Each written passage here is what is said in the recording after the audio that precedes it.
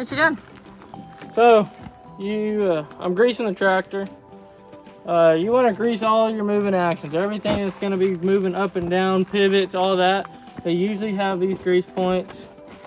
It depends on how often you're running it, but you want to grease these points to keep them lubricated. If you don't grease them, then they'll start to wear and tear, and it's metal on metal grinding, and you don't have that lubricant preventing it for easy transition and easy sliding and stuff. The John Deere manual actually recommends every 10 hours of operation to lube your fittings. I give it 3-4 pumps. You can kind of start to see when grease gets bumped out.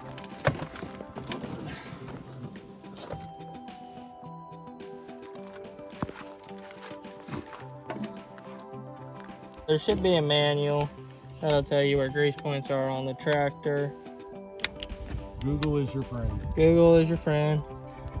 Really, anything that you think has a moving part in it and is going to be moving and rotating up and down, that it's most likely going to have a grease point on it. Because I would say there's some people like me who things like this are not intuitive, but that doesn't mean they don't want to come and live off-grid or have property, and they might have a tractor and this might be their first time that they're experiencing something like this. Either, like, it's hard to say because a lot of my experience has been hands-on. So in the past, I worked as internships for wildlife biologists. So I've worked on ranches as an intern and worked with tractors and equipment and heavy farm equipment. And so I've kind of learned, so it's hard to explain just because it's more hands-on. Like you look at it and you can see it. And like, so come up here for instance. So everything, these are all joints. Everything right here is gonna swivel, move up and down, bend. You're gonna have grease points. And so that's what all these are, your grease points. So you're lubricating these pins that go through these moving points, and it cleans the dirt and everything out of them, but also gives it lubrication so that you don't eat up your pins and your bushings. If you just let them go dry and you didn't grease them, then you would have metal on contact, and it would end up eating up your bushings and your pins and cause you a lot of maintenance nightmares. It will make your bucket and your attachments loose and not tight and secure because you'll have a lot more play or motion in those parts. All right, sweet.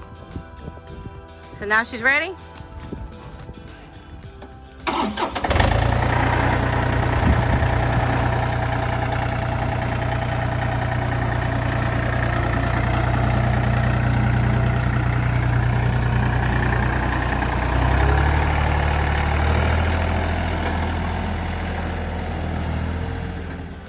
So if you've been watching our videos and following along, you know that a while back we had issues when we were receiving rain where we had a soft spot in our driveway where water was pooling, and we had somebody come in and repair that, and we added a culvert to that spot so it would drain.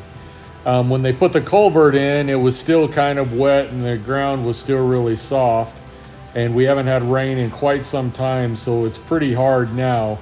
So we went in and we cleaned up some rough spots where the culvert drains and kind of cleared out a ditch area so that the water will flow and then be able to run unimpeded downhill off the property and away from the driveway. So that's what we're doing right here, is just cleaning up that ditch and cleaning up the drainage so that there shouldn't be anything impeding its flow.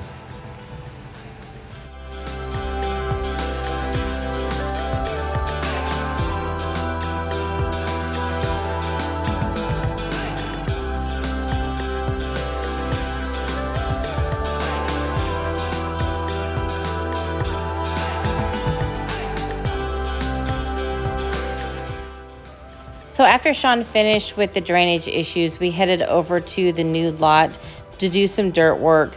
On this lot, we're clearing out a portion. Eventually, we'd like to be able to put in a food plot for the animals, as well as be able to place the feeder that's in front of the cabin over here, and then move the deer observation blind. Yeah, the ground was pretty uneven. There was lots of ruts and a lot of timber debris. And we also took full advantage of having Corey home from school.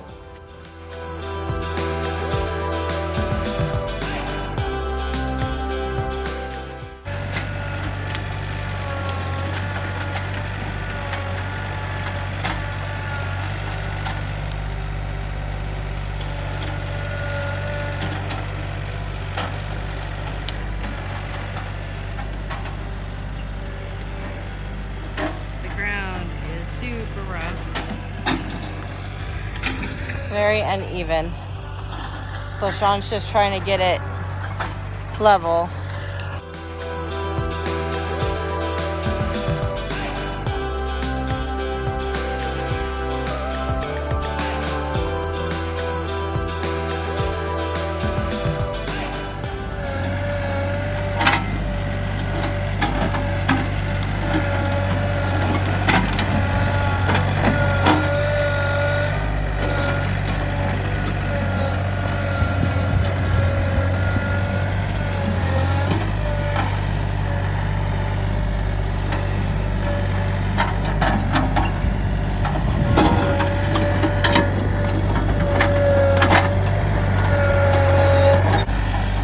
With the heat, we're gonna have to do work in small increments and then go take cooling breaks.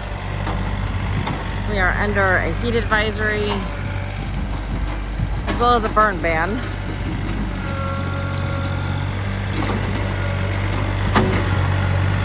And you can see everything is super dry.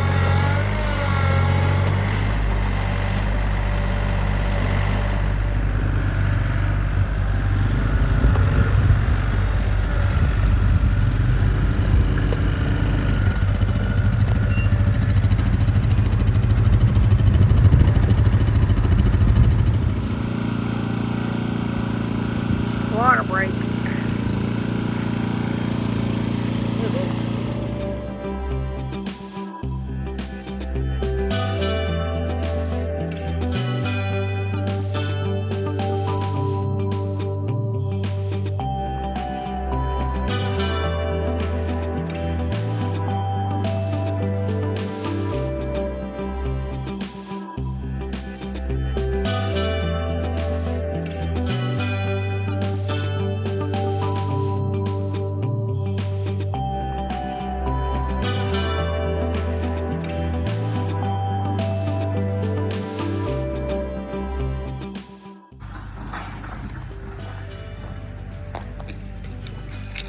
Slowly but surely making progress.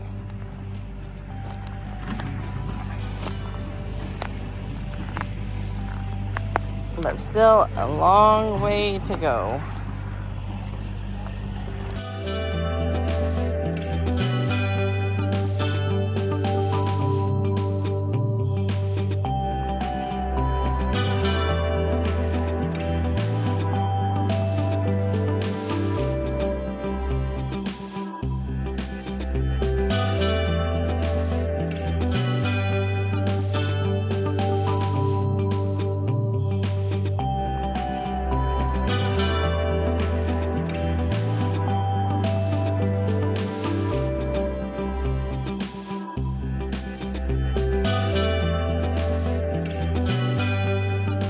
Corey, you have a wormy worm.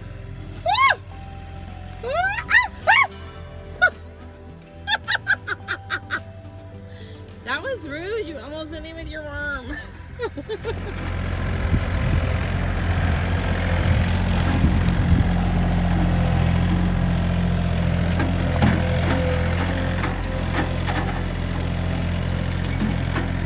He's doing a good job.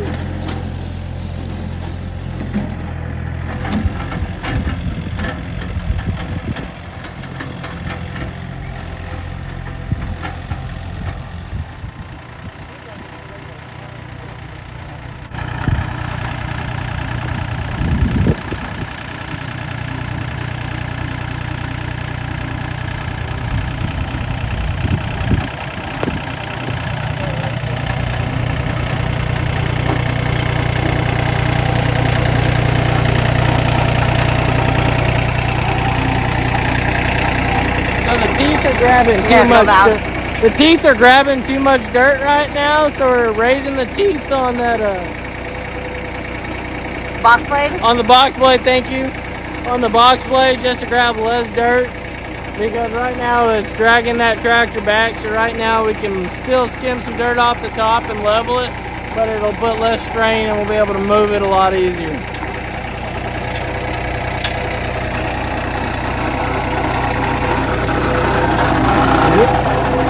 I could tell that Corey was itching for a chance to run the tractor, so I decided to be unselfish and give him an opportunity to play a little bit himself. I mean, work. Oh, you're totally busted.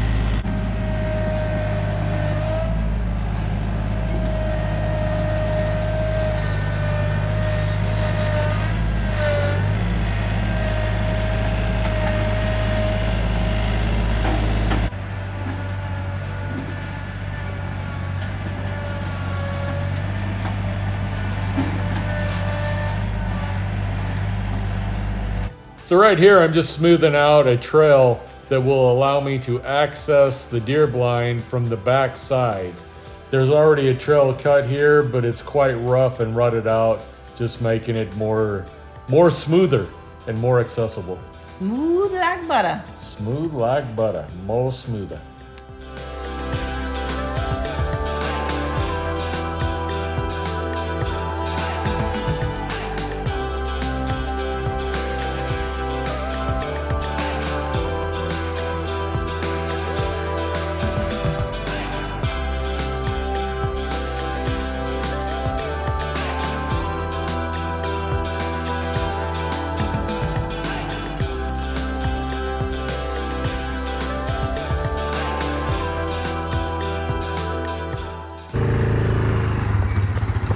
County.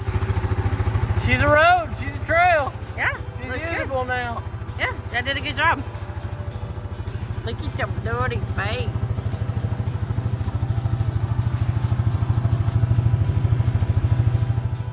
Be on the lookout for our next video where we use a little redneck ingenuity to put the deer blind in its new home.